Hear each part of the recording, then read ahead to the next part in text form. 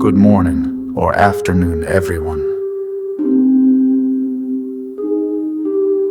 Today, I want to talk about something small, so small, in fact, that you might not notice them until your favorite plant starts to droop. They're soft-bodied, sap-sucking, and surprisingly complex. I'm talking about aphids.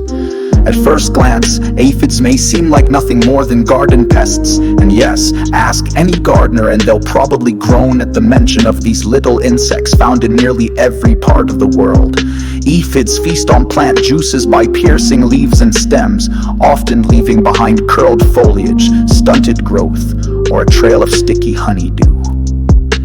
But here's the thing, aphids aren't just pests, they are ecological participants. They're food for ladybugs, lacewings, and birds. Some species even form bizarre mutualistic relationships with ants. The ants, drawn to the sugary honeydew, farm the aphids, protecting them in exchange for the sweet reward. Even their biology is remarkable. Aphids can reproduce without mating, giving birth to live young that are already pregnant. It's like nature pressed fast forward on evolution just for them.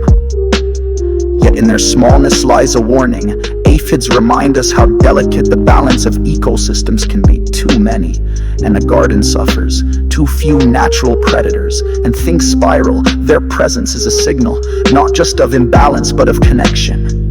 Soil health, plant diversity, pollinators, climate, all influence whether these little green insects thrive or fade. So the next time you spot an aphid, don't just squish it and move on. Consider what it tells you about the bigger picture in their numbers, in their habits, and in their resilience. Aphids are not just tiny foes.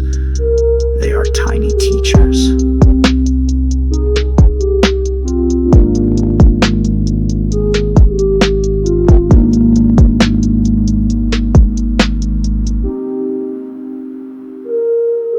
Thank you.